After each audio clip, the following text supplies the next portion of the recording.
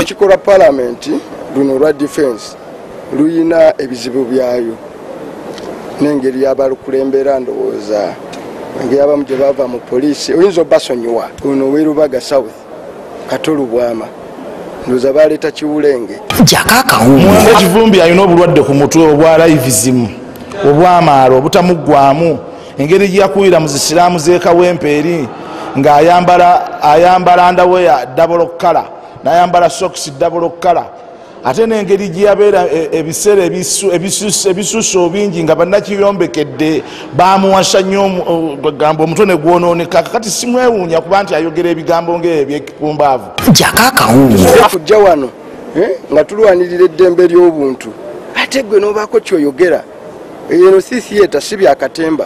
Gyako Akawuuwo sirusiru ate nze nwana naye nze nkuba mukube nze sirwana naye nkuba mukube kuba bukubi ngaya mugaye sina kye nwana naye. Gyako Akawuuwo baleeta Kiwulenge ono Werubaga South. Gyako Akawuuwo Parliament yonna yamweta mwadda era nze okubaako ne mubogolerako kyayambye nnyo okumuteeka ku level waajja naye ng'amaalo n'obugwagwa n'obutooletoole bumukutte mu bwongo bwe buti kata kyasobola kubaako kintu ky'amagezi kyayogera. Gyako Akawuuwo gano si mawulire wabula kijjubi. Officers, I've committed an offense. Gyako Akawuuwo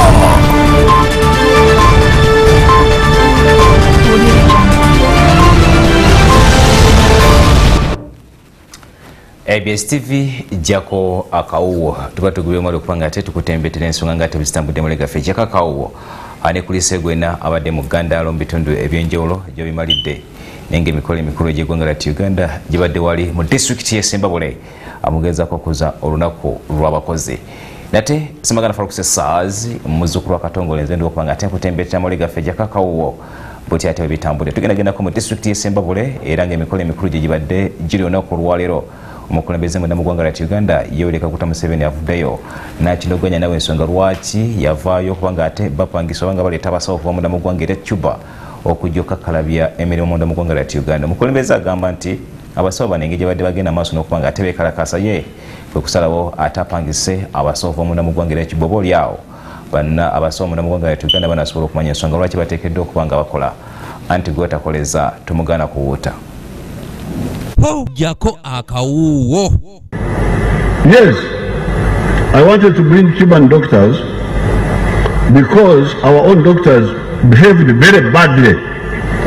Omukulembeze w'eggwanga asinzidde Sembabule ku mikolo emikulu Uganda bwe badde egatta ku nsi yonna okuza olunaku lw'abakozi n'avumirira eky'abakozi ba gavumenti naddala abasawo okuvangayo ne beekalakaasa olw'okwemulugunyanga nga balulunkanira omusaala nga tebalowooza ku bannayuganda abalala beetaaga emirimu gyabwe. They tried to incite doctors to abandon patients so that patients die. But fortunately, many of the doctors refused to leave their patients, and I congratulate them. It was only the few bad ones that boycotted patients, thinking that they will create a crisis for Uganda, but they failed. Now, when we were under that blackmail, I said, no, I cannot be blackmailed. If necessary, I will import doctors to bring discipline to this crooked behavior of people who say they are doctors, when in fact they behave as if they are not doctors. So that is the issue. And then, when they were involved in that fujo, one of them got involved, I think, in an accident, and he was rushed to a doctor to help him to recover. Now, what would have happened if the doctors had not helped him? Ono awadde ekyokulabirako ky'amagye ne poliisi abakolera eggwanga ku musaala omutono ddala naye nga tebavangayo kulaga butali bumativu mu mbeera eno. The NRA, we fight for no pay. We fought for no pay for many years. And when we won victory, we have been working for low pay all this time. These soldiers who have been standing here in the rain when you are sitting there in the shades, they have been fighting, working for either no pay or low pay. Why do they never go on strike? A doctor who goes on a strike is not a doctor. He's an enemy of our people, and we shall treat him as such. In fact, I was restrained after. I wanted to go back to the bush, but some people. Ono asimbye essira ku by'okwongera okufulumya abasomesa ba sayansi kubanga eggwanga libeetaaga mu bungi n'okusinga abalala bonna. And since some time we have been de-emphasizing the production of social scientists, we want to produce more scientists. So therefore, in terms of producing products which are needed on the labor market, we need science teachers more than the other teachers. That's one reason. The second reason is that if the history teacher goes away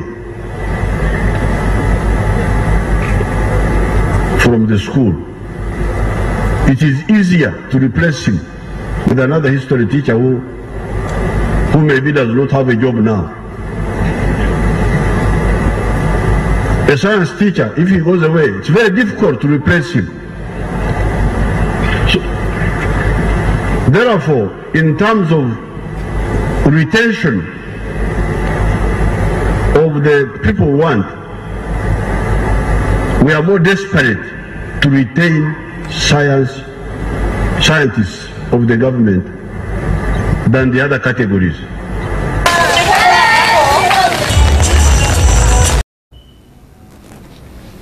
Bwete ensonga nate webadde etambula mu bitundu byesimba bulenga mukulembeze munda mu ggwanga lyattu Uganda Yoweri Kaguta Museveni ate agezako okutanya ku nsonga y'abasawo wamu ne ba sciences wamu n'aba arts. Kale nga tuvudde era omukulembeze munda mu ggwanga lyattu Uganda Yoweri Kaguta Museveni wabadde ali bitundu byesimba bule asazeewo okubanga atatongoza sako emanyiddwa nga Semba Bule Farmers Sako okulaba ngeri ki gye bayinza okuyitamu okwekulaakulanya n'okuteekamu ensimbi esinza okuba gye munnawookerawo obwavu anti ayeeterekera abutera okukya katabe emboozi eyo. Gyako Akawuuwo. Pulezidenti Yoweri Museveni atongoza sako y'abakyala Semba Bule emanyiddwa nga Semba Bule Women Farmers Sako ng'enatandikibwawo omukyala wa minisita Sam Kuteesa kwosaana okutongoza amazzi amayonjo.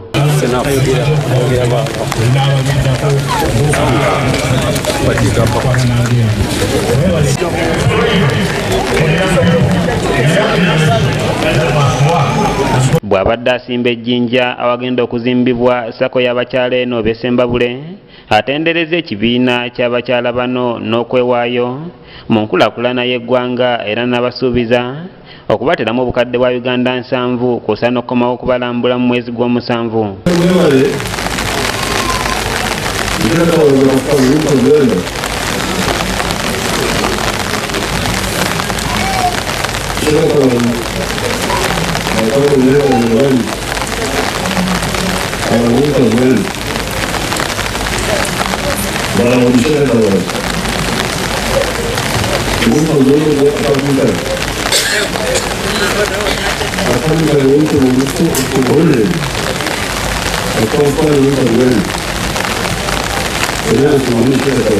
Akulira sako eno Victoria Mayiga annyonnyodde omukulembeze w'eggwanga nti sako eno yatandikawo mu 2016 kati nno balina bammemba 315 n'ebibiina by'oku byalo 163 era n'amunnyonnyola ebigendererwa bya sako eno. The SACCO started its official operation in 2014 and built its foundation of the SACCO Village Saving and Lending Association model. The model vision focuses on the growth, development and operation expansion spreading from the head office, Semba Bule Town Council, to each sub-county in the district. Oluvannyuma omukulembeze w'eggwanga wano waavudde n'agenda ku mukolo gw'olunaku lw'abakozi oluyindidde mu disitulikiti y'e Semba Bule.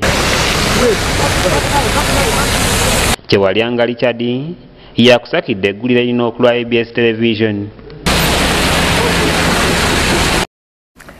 kuleka yate Kiwalyanga Richard n'emboozi ebitundu by'essemba buli nate nga tukyagenda maaso nga bugolera ddala ku nsonga y'olunaku lw'abakozi olunaku olwaleero olubeera ng'ennaku z'omwezi zibeera lumu omwezi ogwokutaano buli mwaka nate abanafu abali ku ludda lw'ekibiina kya Democratic Party ekyowula gavumenti bafuddeyo ne balaga obuterimativu naddala ku nsonga y'abakozi ekyagenda maaso n'okuba ng'ate efuuse akagomba wegoge ensangi zino bono bagamba nti enkola n'emirimu abakozi gye bakoleramu emirimu gyabwe yakibobwa ennyo ddala anolwekyo gavumenti yakuno eteekeddwa okulaba nate nga egiza ku ntikko byono byogeddwa omwogezi w'ekibiina kya Democratic Party Paul Kenneth Kakande babadde asenkanye bannamawulire wali ku City House mu kibuga Kampala. Gyako Akawuuwo.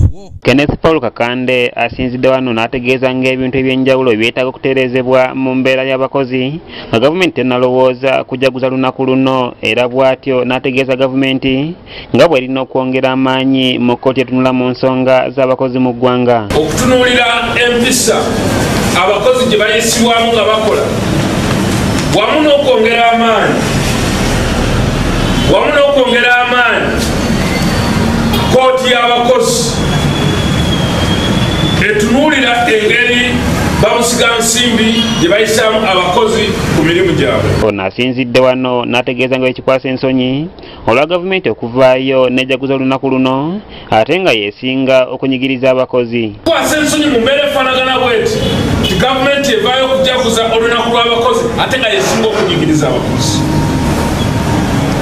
Enkola ya pulezidenti wa Uganda ow'ekitwalo Kaguta Museveni okusinziira ku mikutu gya leediyo ne TV n'alangira abakozi. Kakande bw'atyo agenze mu maaso n'ategeeza ng'ebibiina by'abakozi bwe birina obunafu obw'ekika ekya waggulu ate nga n'abakiikirira abakozi mu paalamenti tebafuddeeyo nti n'abakwatibwako ensonga z'abakozi bonna balina okwetereeza. Ebibiina by'abakozi mu Uganda, trade unions, labor unions nabyo binafu nnyo era ebibiina bino ebisinga gavumenti yabitwala. Tosobola kuteeka gavumenti ku bunkenke nga tolya mu ngalo za gavumenti. Ono bw'atyo asabye gavumenti okuteekawo omutemwa ogw'okusomesa abakozi kibasobozesa okumanya eddembe lyabwe era ng'ono awadde gavumenti amagezi okuteekawo engeri ezaganyisa bannayuganda eggwanga lyabwe nga tebannabagamba kulyagalanga abantu. Ebibiina by'abakozi ne gavumenti erina okuteekawo omutemwa gw'ensi ogw'okusomesa omukozi amenye eddembe lye. Abakozi bangi n'abala abakola mu gavumenti tebalina contract ndagaano zaabwe teziriiwo. Ono agenze mu maaso n'asaba gavumenti okubeera n'omwoyo gw'eggwanga nti kino nno kyandifuula Uganda eyagalika mu biseera by'omu maaso. Abatalina musango ng'omuntu gy'okolera bakufugira amalusu ng'akufugira n'amalusu si munansi kyokka oŋŋamba beera nnyo mu mwoyo ogwagala ensi okwagala ensi yo erina okuba ng'eyagalika. Wuma Lusekanjako yakusakidde eggulire erino ku lwa ABS Television. Bibyate bivudde banaffe aba Democratic Party ku nsonga y'abakozi munda mu ggwanga lya Uganda. Ate tugendagendako mu buddo oba Masaka ku mbeera eriyo naddala gwajjukira ekyaliwo ku musirikale yattibwa abatamanya ngamba gye buvuddeko amanyiddwa nga Dennis Lumala Sebugwawo. Akati nno abafamire tuwulira lugero olugamba nti nakusuubiza akira akumma. Abafamire bavudde ne bagamba nti pulezidenti w'eggwanga lya Uganda Yoweri Kaguta Museveni yabasuubiza ebintu ebyenjawulo naddala mu kaseera ako yali agendeddeyo okulaba nate ng'alambula embeera nga bwe yali egenda mu maaso. Bamusabye bonna nga bakulembeddwamu Nakanwaji Viola ngono ennamwandu w'omugenzi aveeyo atuukirize ebisuubizo bye yasuubiza kubanga n'embeera gye balimu abaana tebakyasoma n'ennyumba ebulako okuba nga ate eddaabirizibwa ssaako n'ensonga ndala nnyingi ekyagenda maaso n'okuba nga ate zibanyiga. Akatulabe emboozi eyo. Gyako Akawuuwo. Ku ntandikwa y'omwaka guno kino kye kimu ku byalo ebyasinga okukosebwa bakijambiya era nga ku lunaku lumu battaka abantu 6 nga mbe batta mwe mwali neyaliko omusirikale wa poliisi Lumala Dennis Sebugwawo ng'ono yali abeera ku kyalo ky'Abagoma mu ggombolola y'omu Kibinge mu disitulikiti y'e Bukomansimbi. Yali afiiridde awo Manga baamutuusa mulago okumuzza obulamu bwe. Tutuuseko mu maka gono eyali wa poliisi gye tusanze Pastor Ronald Serwada ow'ekkanisa eya Global Glorious Church abadde azze okubasabirako ku bizibu bye balina ebingi.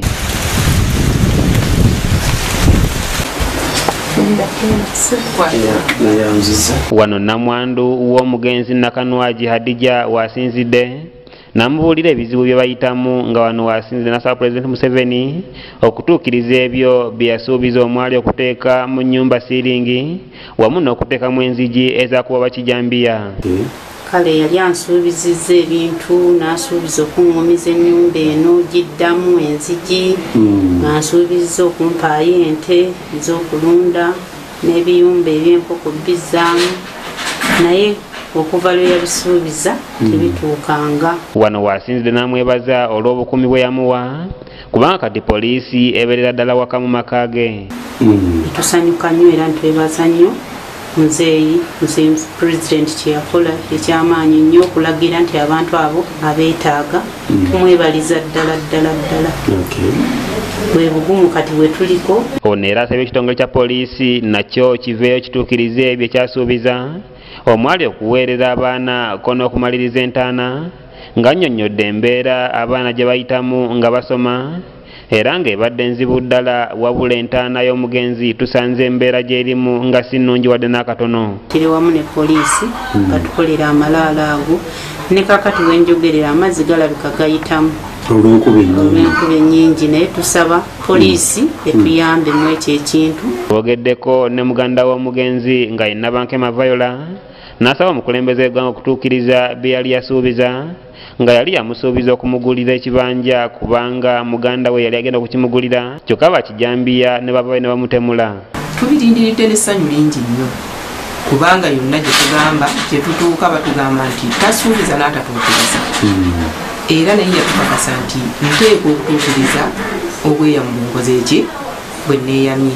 Ate omu ku baana b'omugenzi atunnyonnyodde embeera gye bayitamu nga basoma era ng'ebadde nzibu ddala okubanga babagoba buli lunaku wamu n'obutaba nabikozesebwa ku masomero. Tuseerera tusoma ne batugobe ne tudda ewaka tulifuna bulungi fiizi. Wano Omusumba Sserwadda ategeezezza ekimulese mu maka gano kwe kusabira ab'ennyumba eno embeera gye bali mu Katonda asobole okubayamba bagivuunuke era n'oluvannyuma agenze mu maaso n'okubasimbula essaala. Bwe yabadde ambuulira ng'ennaku eri ku mutima awaka balinamu okutya embeera y'obulamu nenjala tujje twegatte wamu okusaba essaala eyo. Ate babatuuze b'oku kyalo kino bebaziza nnyo obukuumi obubaweereddwa naye ne batutegeeza nti poliisi ate etandise okubakwata mu biseera ebitali bituufu ng'etuuse n'okukwata abagenda okusuza mu nnyimbe. Kale tetubadde bubi nnyo n'akatono. Omwaka ne tufuna ekikanga bane batowana abantu baali 6 ne tufuna obulumi bw'amaanyi n'olwaleero. N'ekituufu twafunye security wa Mr. Lumala wano gwe batta omusirikale waffe bamala okutta omusirikale ne batuleetera poliisi naye ate ne poliisi kwega kituufu etukuuma naye ate yina ebintu byekola bitakwedwa kukolebwa nga muntu. Bazze ne bakwata abantu ayide eri ewaffe ekisiita nenjija wano okujjawo kumakya nenja kumakya okugenda ku poliisi okulaba abantu bebasibe nga mulimu n'omuseeyi yafiddwa mugande wali tuli mulumbe. Ye ssentebe w'ekyalo kino ategeezezza nti bali bulungi kati ku bukuumi oba baweebwa kyokka n'asaba ebitagenda bulungi mu maaso nayo bitereezebwe. Okutemula omuntu atali omu abatali babiri nga temwe muli n'omukulu yali empagi yaffe ey'eku kyalo eya poliisi engoma ennene kyatukuba wala era nekyongera otweraliikiriza. Kyewalyanga Richard yakusakidde eggulire lino ku lwa ABS Television. Kale kulika yate Kyewalyanga Richard n'emboozi naddala bitundu bisimba bule mukulembeze ajja kutuukiriza ku nsonga eyo kimanye emboozi agirabye. Kale atugendagendako mu lugero lwaffe tuveeyo tugendeko mu kitundu kya Kigudde tugendagendako mu bitundu by'Ejjinja gwabadde akaba amazzi nti gali Kampala wokka naye weekwate ku ABS TV ekutegeeza biki ajja otabadde bikutuusa kulaba ekifo Ejjinja tovaawo. Luno lwe lugero lwaffe olwaleero.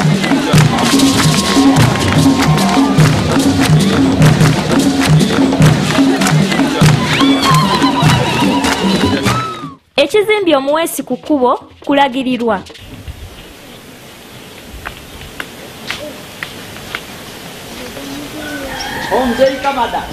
Mukama wange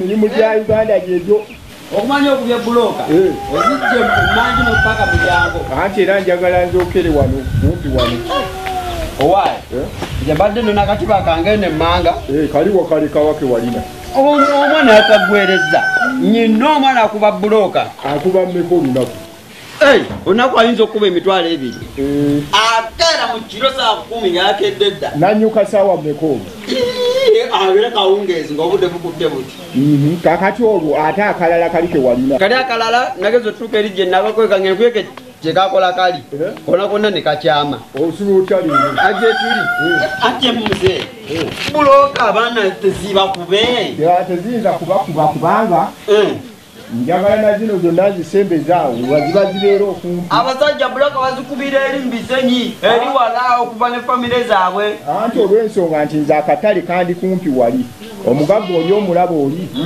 era ekikomero ekyo agenda kizimba okuva eri bwati atuuke neno kaliwe naziteeka eri emmanju ate nzisombeyo nziteeke wali njagala gye wano ng'ateeka kumi eze baba zinga buloka watadozi wabasinga na buloka bazikubira eri ewa eno mu lujja etanulujja olaba zino zireeta emisota ebisaanyi sebutembo ono atandika ono ate agenda okuggwako nga ziweddewa era emisota girumba nze leero wano nze nkubulidde wano wengendo zipanga awawawaawo nze mbadde kwadde gabuwa omanyi bagamba ekizimbi omuwesi ku kkubo kuba okulagirirwa buloka wandizijje wano noziteeka eri emmanju ekizimbi omuweesi ku kkubo kulagirirwa.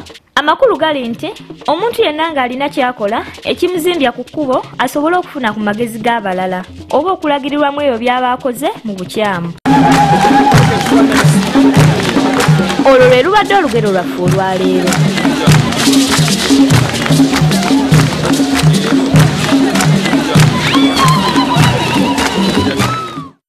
Ono ekigudde wani mu Gyako Akawuuwo nga kutuusibwako Hajat Slight owa Byansi Herbal Research Center akoledde eddagala nga Quick Relief Volume 1 eri abatawanyizibwa brusela, pressure, sukaali, abaami abanafu mu nsonga z'amaka. Quick Relief Volume 2 eri abatawanyizibwa enziko, abakyala abatazaala, kandida, okukosa ne bannabukalu, oyagala kukola hips, kabina oba ntumbwe, byonna abikolako.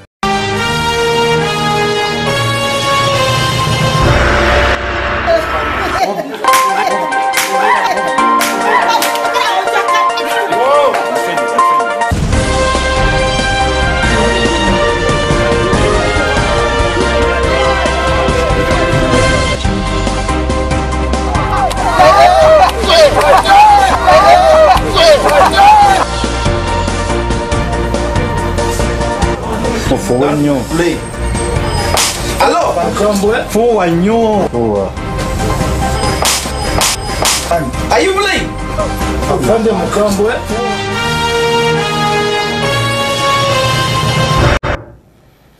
Weewaawo afande Mukambwe akantu ako kansesa nnyo nkakasa nti muganda wange oyo gw'omwenge gwamugwako mu ntambula ze kale kiba kitundu kyaffe ekyakigudde waani nga tukutembetera ensonga nga ate bwezitambudde ebitundu by'eggwanga ebyenjawulo abafunye obuzibu naddala ku nsonga ezimu banafe aba Byansi Herbal Research Center basangibwa wali ekibuye namba wezirya ku sikulini yaffe osobola okuba nga ate ozikonako n'otegeera bate bajjanjaba obulwadde obw'enjawulo tugendagendako ku kyali kimanyiddwa nga Wanyama mu Town Council y'e mu district y'Ejjinja abaayo emitima gye bakubira mutwe ng'eyabulire w'olugambo oluvannyuma lw'enkuba ekyagenda mu maaso ng'efudde embanga gye bagoba mu ggulu kati ne bano bagamba nti enkuba buli weetonnya emitima gye beewanika era ati kasi etonnya ekiro kiyitirira gwabadde akimanyi Kampala nti kiriwo Kampala wano wokka akatugendeko Ejjinja olabe embeera nate eri bitundu byayo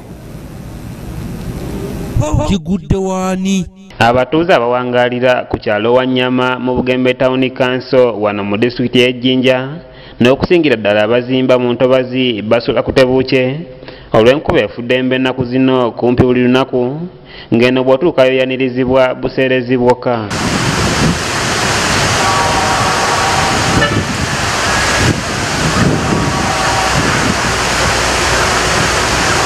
Namwandu Juliet Wanyama amaze mu kitundu kino okuva mu mwaka gwa 1997 agamba nti emyala gino gyagogolwanga mu myaka egy'abazungu wabula nkati bino byonna byafuuka ngero.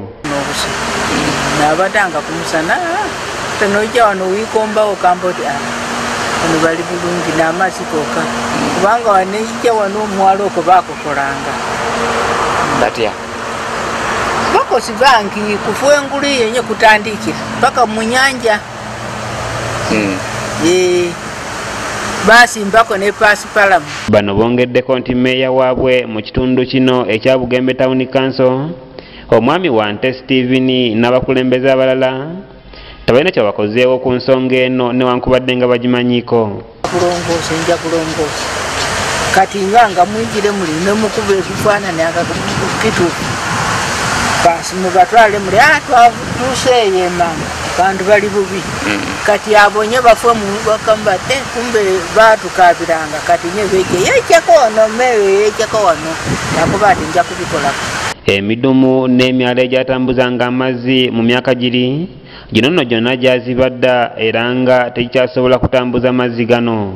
Gire mikutonto oliko naziri kubisa amazi okuveere Katendere gwa Katende gwazi guno gwokuwanyama gono omukutu gwazi era ano amazi agave Katende gono gena mpaka gaidano wano wafuuka enanga ekyo kizibu kyeko omudumu baata matono.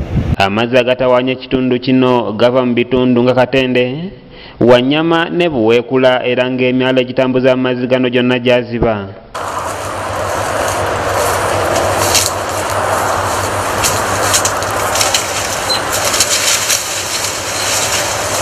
Wano n'abatuuze be basinzidde ne basaba ekitongole ekikola enguudo okuvaayo kubagaziyiza ku myala gino kubanga batuuse okufiira mu mazzi gano.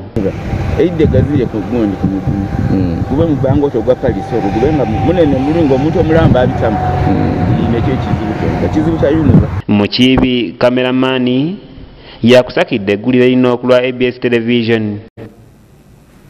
Abantu abo tebali bulungi abakulembeze twandibadde tusituka ne tulaba embeera tebayinza okuba nga ateetereera. Kale eno katuvuddeyo tugendagendako mu disitulikiti y'Emukono ku luguudo lwa Kyetume Katosi ono lukyagenda maaso n'okubanga lukolebwa naye abatuuze naddala bali ku oluguudo ono erwayita bavuddeyo ne balagina gavumenti ya kuno eveeyo bakwasizeeko naddala ku kitongole ekyayono ekyagenze mu maaso n'okubanga ate kirimu okusasula abantu bano abakozesebwa oluguudo mu nteekateeka y'okukola oluguudo luno. Katulabe emboze. Gyako Akawuuwo. Newankubadde okuzimba enguudo bangi basanyuka olw'okubanguyiza entambula naye ate abamubaka ababukaabi nga tulondodde abantu abawangaalira ku luguudo lwa Kyetume Katosi Nkokonjeru era abamu kubawangaalira ku luguudo luno na buli kati tebalaba nga kalungi kakuzimba luguudo luno mu kitundu kyabwe olw'ennaku gye bayitamu nga balabanga olwajja okubatwalako ebyabwe oluvannyuma lw'oluguudo okubayitamu kyokka ne bagaana okubaliyirira. Musasula bavuganga baŋŋamba bala bakola oluguudo tibagala kumpangisiza embambeera gavumenti bwerifuna sente erinsasula naye ennyumba ndimenyeewo nga nze njemenyeddewo. Tutuusewo ku kyalo Nkokonjeru mu LCA Mulagye Nkokonjeru Central Zone wamu ne Namayiba gye tusanze abeevuma oluguudo luno nga ku kyalo Mulagye gye tusanze musajja mukulu amanyiddwa nga Musi Godfrey eyeevuma olunaku gavumenti lwe yalangirira okutandika okuzimba oluguudo luno. Nga nze mpita weerosi mu tawuni gye bangaba erinnya okusooka gye baalitwala so ekyapa kisoma Mulagye nakino ekizimbe bakibalira Mulagye okiwulira bulungi kati foundation ate yali wano mukuba ebifaananyi byabwe bagiseeri mu tawuni etusaidi yeeri ng'ate yali wano kaakati nekibaleetera okukola nakani tactics yaabwe gye baayagala okulabika ati ekizimbe kyonna bakitwala n'ettaka lyako era ne bambalanga wa kibanja ate ne bambalira mu erosi etali yange erosi yange ya mukyala wa Malo. Ono ategeeza nga bwe yeewuubye n'atuuka ne mu kkooti naye nga talabanga kalungi konna ng'agamba nti wakati mu kumubuzaabuza basooka kumubalanga ali mu erosi y'Enkokonjeru Central kyokka nga ye mutuuze w'e Mulagye nga ssentebe w'ekyalo naye wannyonnyola. Kati buli lwe babadde bagenda okujja nga babala banfoominga mbeerewo mu konfoominga okubeerawo mpita erosi oli gye bangaba erinnya lyange so nga ate bo babala kintu kya Mulagye okiwulira kati awo ne kibawa chance okuba nti ettaka lino balibba lyo balibalira Mulagye ate erosi ndeeta waaki wa Central. Wali yali atandise okuzimba wano nga ziriyewo ekizimbe kyaliwo kyali kinakwampani wawone nga mulitayi. Ono ayongedde mu maaso n'atunnyonnyola nga bwe yawalirizibwa okumenyawo ennyumba ye olw'obutayagala kulemesa nteekateeka za gavumenti, kyokka ekyamala enviiri ku mutwe kwe kumala okumubalirira ng'obusente bwe basuubiza okumuwa tebugula wadde poloti ndala mu kitundu kino. Ndisabye abayonula batwale obuvunaanyizibwa nga bwe bankwasa obuvunaanyizibwa nze nfune vali wange okubalirira ebintu byange bibalemye, nze nga bwe nafuna vali wakkirizibwa okubala ebintu bya valiwo esoni lipooti yange gye nawa ne kooti gye yalisiivinga, kubanga nali sijja kumenya nnyumba eno senga kooti yali temaze kulisiivinga valiwo esoni lipooti yange. Ono era wanjagidde gavumenti okumutaasa etunule mu mbalirira kubanga ali mu kaseera akazibu olw'ensimbi okumuggweerako mu kkooti kyokka nga talaba kiva mu kitongole kya UNRA newankubadde nga ye yawangula omusango. Lipooti egamba nti mu kujja okubala ebintu byange yakolebwa mu 2016 bo baali babala 2014 okumbalira ku foundation mu complaining nti ennyumba yange tibagibala ne baŋŋamba genda ofune valiwa. Abamu ku batuuze banenyeza ba UNRA olw'okulwawo okumaliriza ekkoona lino lifuuse akatiro era ne bagirumiriza okumala geekolera era nga n'awamu walabiddwako nga waazikadda nga n'awalala waliwo bukutiya bwa ttaka. Naye ekkoona eryo oba ku luguudo lwaffe teruli mu mbeera singa mu mbeera nga abamu ku batuuze betusanze mwe muli omukyala Nakafu nga mutuuze wa Nkonjeru Central ategeeza nga bali mu kufiirizibwa okuzibu oluvannyuma lw'okumenya ebizimbe byabwe mwe baali baweerera abaana kyokka nga n'ensimbi ezaali zibaweebwa baazijja ku akawunti zaabwe nga bwannyonnyola. Naye mbadde mpulira omulanga gavumenti yandituyambye kubanga sente zasooka ne zijja ku akawunti ne tumanya nti tugenda kufuna sente naye sente ne tuzifuna ennyumba ne tuzimenya tetulina we tukolera abantu badanga tebalina we bakolera. Bwe tuuseko Namayiba gye tusanze omukadde Namwandu Sekonde alumiriza UNRA okulemererwa okumuliyirira kyokka nga ne batandika okumubuzaabuza nti aveeyo akkirize bamenye ennyumba ye alisasula oluvannyuma ng'ono bagira bamupangisiza bo bamaliriza omulimu gwabwe. Alikuwa mwana wange sente okutumanya ennyumba alabe wanziza nekira mwana bamu obusente butono nnyo bwa ttaka obwali obusente bw'ettaka n'obazimba ennyumba eno nabo ebintu bizibu nnyo. Abamu ku batuuze betwogeddeko nabo bavumiridde ekikolwa kya UNRA ekyokusengula abantu nga tebabaliyiridde era ne babalangira okumala gakola oluguudo luno olupya olujjudde ebinnya. Nti obitwale mu muzigo n'ebintu bye byonna okoleki obitwale muli. Paatiriisi Kyewalabye yakusakidde eggulire erina okulwa ABS Television. Kulika yate Kyewalabye n'emboozi ku nsonga z'abannaffe aba UNRA kasome endowooza walala bajja bikola bulungi songa sibe babikola mu bitundu byeyo ku nsonga z'oluguudo. Kale nga tukyagenda mu maaso tugendagenda kwali Mubende bo abaayo bakinoganyiza nti kabeero balekabe Katonda okufiira mu kitooke kya Gonja nga n'olwokuba lufuuyirira ate bajja kusasula misolo gy'amayumba. Bano bagamba nti omubaka waabwe Judith Nabakooba yabalagira butasasula misolo gwonna naddala ku nsonga z'amayumba. Kati no bannaffe abakyagenda mu maaso n'okuba nga tebakuŋŋaanya emisolo bagamba nti ekigenda kubafiiriza ensimbi nnyingi ekyogaana abantu nate okusasula omusolo. Katulabe emboozi eyo.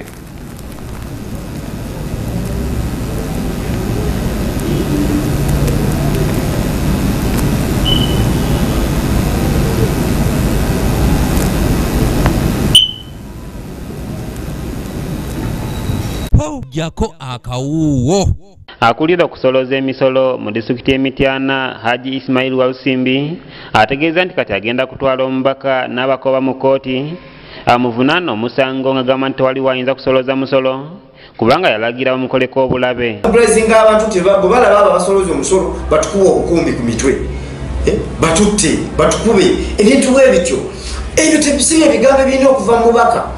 N'olwokubanga yateekawo omuntu atalina buvunaanyizibwa ebyo ebigambo byagenda ayogera ng'abyogera ku bakulembeze ab'enjawulo tosobola kuvaayo n'ovuma chairman wa district. Ssentebe w'eggombolola lya Kalangaalo Nannyanzi Zainabu agamba nti mweraliikirivu kubanga emisolo gye gibayamba okutambuza ebitundu byabwe kyokka omubaka omukyalo okuva lwe yayogera tewakyali musolo gwonna abantu gwe bawa songa ne kansala w'eggombolola ly'e Namungo nga yatwala ebyenguudo by'Ekwaso Livingstone avumiridde omubaka olw'okutaataganya emirimu gya disitulikiti. Tagane omusolo bagugyewo bwe gutaba kuvaawo abantu bajje ku sub county kubanga abakozi ba gavumenti gye bali bakwatagane nabo bola naffe tuli bantu ekiyitiridde tuba tukiraba era eriyo betugenze nga tukukendeeza nolaba nga asasula sente yateera musanyufu. Tusobodde okusanga omubaka omukyala Judith Nabakobe Mityana ensonga enaganya okujoogerako ng'ali mu kamera zaffe era n'awa amagezi abamuvunaana olw'okugaana okuwa omusolo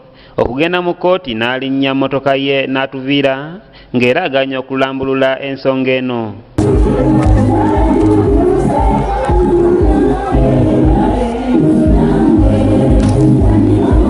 Twogeddeko n'abamu ku batuuze ne bategeeza nti ebyobufuzi bye bibatawaanya nga ne Mityana yali tanatuuka kuweebwa munisipalite kubanga ebyalo byonna biri mu kibuga nga tebalina ke balina kyokka basigadde bawagira n'abakooba. Kagaki ga palamenti so omubaka omukyala ensobi gy'alina eri emu kwe kugamba abantu temuwa musolo naye nga tagenda kubeerayo nga babatutte mu makooti. Eyaliko omubaka omukyala owa Mityana Silivia Namabidde nga be babaga etteeka lino mu 2015 agamba nti omusolo gwa ggwanga lyonna ng'abantu bateekwa okuwa omusolo kasita guba ne kye gukola wabula ng'anenyezza eyamuddira mu bigero olw'embeera gy'akuttemu ensonga zino ng'omukulembeze. Abakulembeze baffe mu ky'okwerumano naddala ababaka ba palamenti si bonna ababaka ba palamenti naye omubaka wa palamenti avudde nnyo okulwanyisa omusolo ogwo ogw'amayumba aleme kubuzaabuza abantu bajja kusiba abantu babasibire ate nga tajja kusobola kulumula bannamityana. Eyaliko omukwenda w'essaza lya Kisingo nga y'omu ku balina ebizimbe ebingi ebikolerwamu emirimu ow'ekitiibwa Mbalire Godfrey asabye enjuyi zombi okutuula beetereze bawe abantu ekituufu kubanga kati bali mu bbanga era agamba nti okuwa omusolo si kibi wabula basomesa abantu. Abakulembeze basooke batuule baggyemu ekintu ekirungi kimu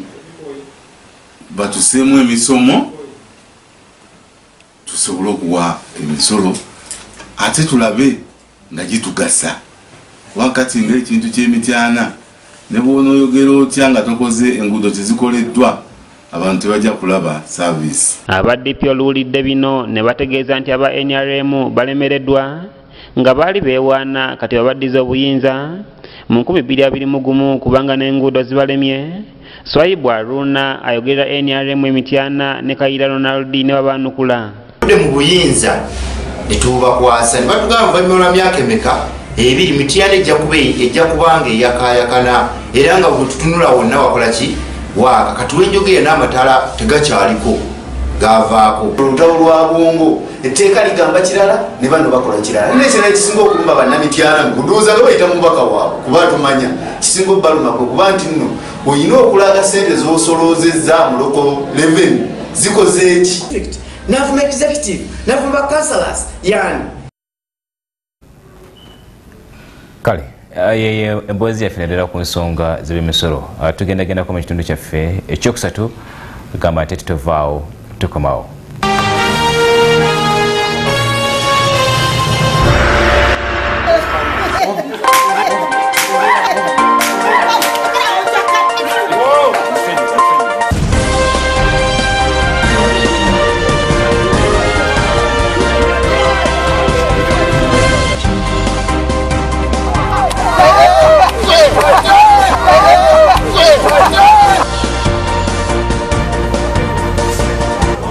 Fuwanyo.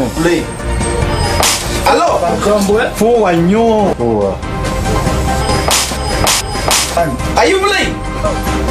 Mukambwe.